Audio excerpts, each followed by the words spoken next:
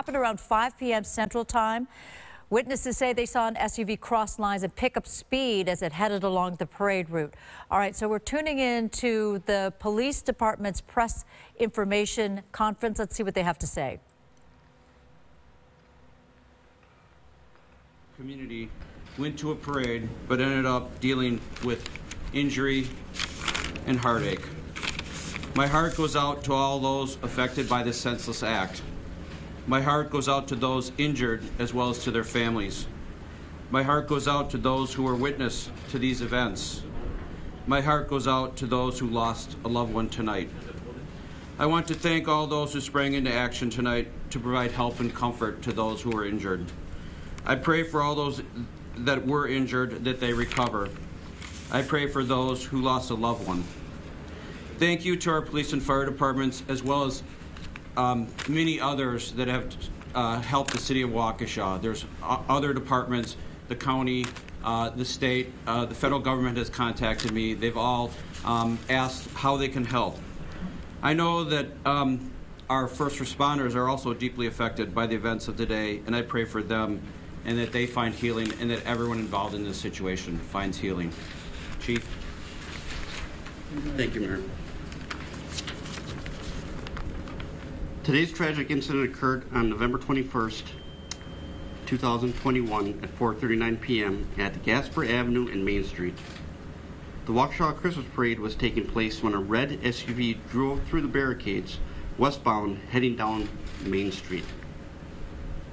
Can you speak up, please? Yes, I can. The vehicle struck more than 20 individuals. Some of the individuals were children, and there were some fatalities as a result of this incident. We will not be releasing information on the fatalities at this time while we are working on notifying the family members of the deceased. An officer did discharge his weapon at the suspect vehicle to try to stop the vehicle. No bystanders were injured as a result of the weapon discharge.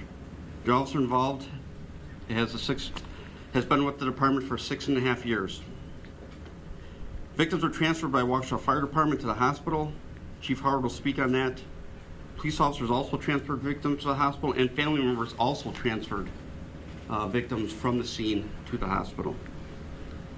We're no longer looking for a suspect vehicle. We do have a person of interest in custody at the moment, but this is still a very fluid investigation.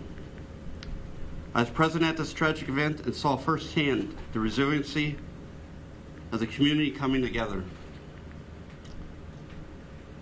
I also want to thank all law enforcement partners, both federal, state DCI, State Patrol, Waukesha County Sheriff's Department, Brookfield Police Department, New Berlin Police Department, FBI, ATF, and all our other partners who responded to assist in this tragedy. It's unknown at this time whether the incident has any nexus to terrorism. To the families involved, you are in Waukesha Police Department thoughts and prayers. To the Waukesha community, this scene is now safe and secure. I'll take a few questions at this time. The suspect shot? Chief, just a minute. We're going to let Chief Howard speak about the victim. Sorry, no problem. All right. Thank you. I was just going to provide just some brief information. All right, so we were just listening in to a news conference in Waukesha, Wisconsin. Initially, you heard from the mayor, Sean Riley, and then on to the police chief, who says they do now have a person of interest in custody, as well as the vehicle in question that was witnessed to race down a parade route and hit a number of people, including one person is now dead. We're going to go to Brian Levine and talk to him. He's from the Center for the Study of Hate and Extremism. And hello to you, Brian. So when you hear about an incident like this, do you think domestic terrorism or what? Well, there are a couple of clues, but here's the thing. Now the funnel is always going to be wide open to making sure if you have a mass casualty event and there's at least something that could, not necessarily assertively, but could be connected to domestic terrorism, they're going to involve the feds. To me, it sounds like there's a tilt where that's certainly on the table. They weren't ruling it out. They brought it up without being questioned about it, and they noted the involvement of federal authorities. Now, federal authorities are going to be involved as a matter of course, even as backup when you have a mass casualty event. You have fusion centers, JTTFs, these are Joint Terrorism Task Forces. Here we have something called JRIC. They are monitoring these kinds of events 24/7. But before we get ahead of our skis here, it seems to me that there are three types of folks that get involved in this, right? Intentional individuals, they're either ideological, idiosyncratic, or mixed. Then you have someone who could be impaired, either through some physical condition or because of alcohol or some other intoxicant. Lastly, accidental.